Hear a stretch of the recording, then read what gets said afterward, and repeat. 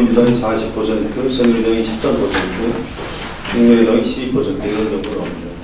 일주일 전에는 더 높았었어요. 41%, 새누리당 11%.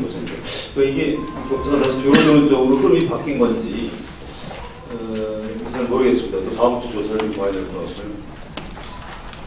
더불어민주당 정당 지지도, 과거 민주당, 열린우리당 포함해서 여당에 포함해서 지지도가 이렇게 높았던 적이 잘 기억이 안 나요. 2004년에 노무현 대통령 탄핵 역풍 때문에 총선 직후에 잠깐 열린우리당 지지율이 이 정도 없지 않았나. 기록을 찾아보지는 않았습니다. 그렇게 느껴집니다. 두 단계 거쳐서 여기까지 지지도가 올라온 것 같습니다. 작년 총선 직전까지도 더불어민주당 정당 지지율이 새누리당이 절반 정도 수준이었습니다. 총선 끝나고 난 다음에 새누리당 30%, 더불어민주당 24%, 국민의당은 25% 이렇게 나왔습니다. 근데 이게 새누리당 지도 30%가 박근혜 정부 출범 이후 최저치라고 합니다. 지금 생각하면 놀라운 일이죠. 아무튼 새누리당은 그때까지 상당히 고공 지지율을 유지했고요. 더불어민주당은 24%가 2016년 가장 높은 지지도였습니다.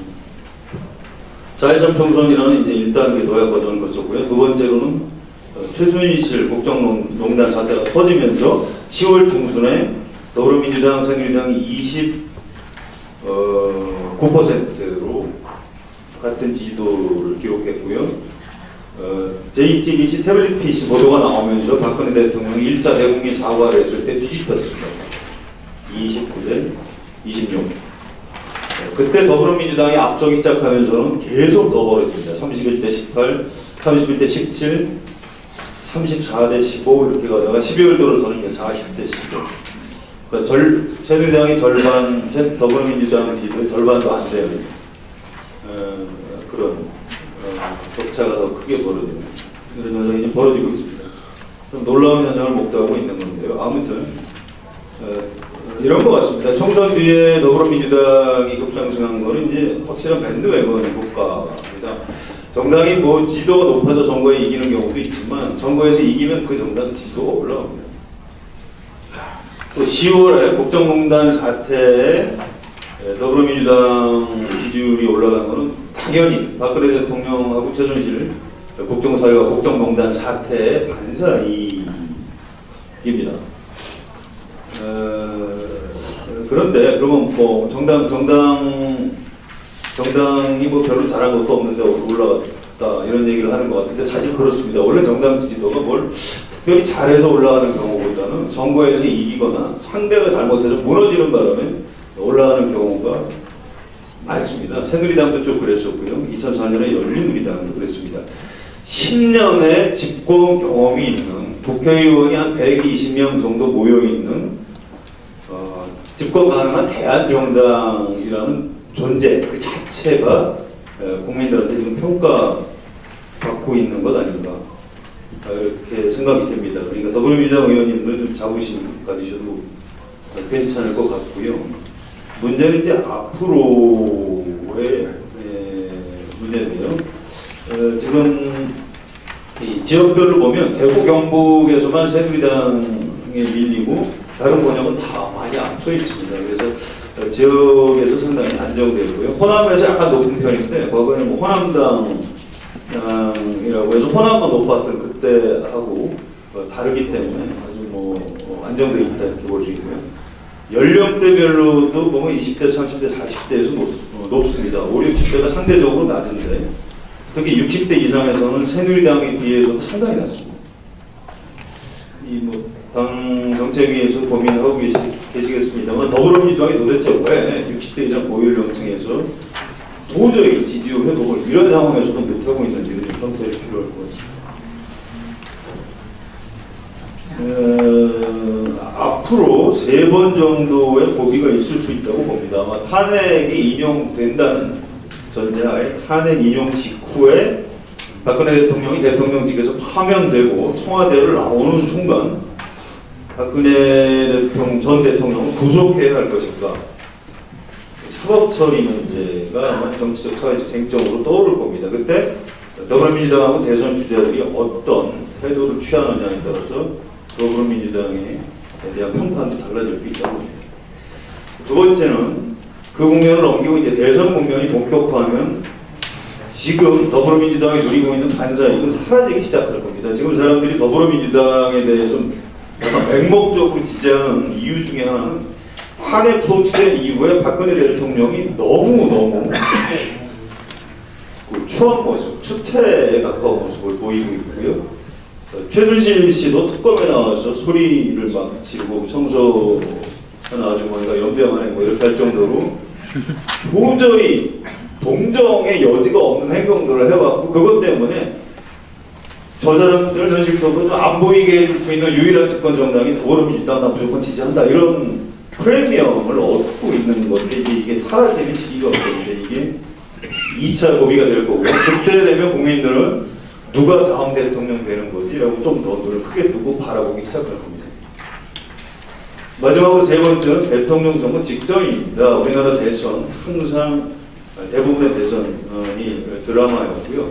현재 보수기득권 세력하고 여권 지지층이 더불어민주당의 집권을 막기 위해서 막판에 될 만한 후보에 쪽으로 표를 몰아주게 할 가능성 배제할 수 없다고 생각합니다. 정당이 과연 선거에서 어떤 역할을 할 수 있는지, 또 대통령 당선 집권 이후에 어떤 역할을 해야 되는지에 대해서 잠깐 코멘트하는 걸로 마무리하겠습니다. 지금 대선 주자들이 경선에서 승리하면 당을 중심으로 캠프를 다시 꾸리겠다 이렇게 말씀하시는데 의구심이 좀 듭니다. 2012년에 그렇게 했었나요? 제 기억에 그렇게 못한 걸로 알고 있습니다. 선거운동 과정에서 민주당 의원들이 많이 소외됐고요. 총력 체제를 갖추는데 실패했습니다. 이번에 그렇게 하지 않겠다라고 주자들이 말씀하시는데 뭘로 보존할 수 있을지 모르겠습니다.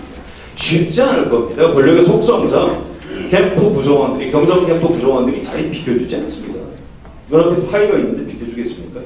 이 문제를 극복하려면 대선 후보의 아주 현실적이고 강력한 리더십이 필요한데, 지금 네 분 후보 중에 그렇게 모질게 과연 기득권자, 당내 경선 기득권자들을 제쳐내고 당 중심의 정권을 다시 본선 캠프를 만들 수 있어야 좀 지켜봐야 될 일이고요.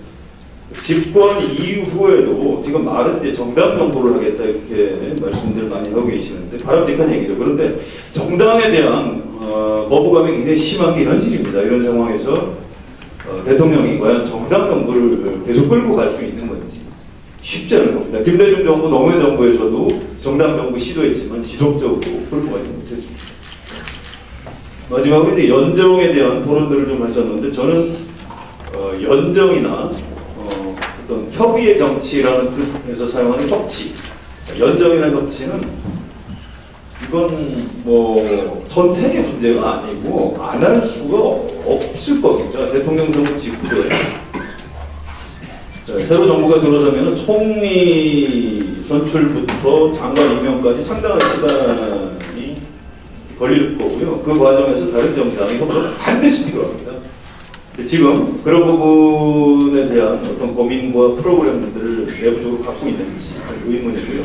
사실 연정은 의지가 아니고 정치적인 역량이 문제입니다. 아까 박명인 교수님 DJP 때 말씀하셨는데, 저도 그 당시에 새정치국민회의 야당 담당 기자로서 상당히 가까이서 지켜봤습니다.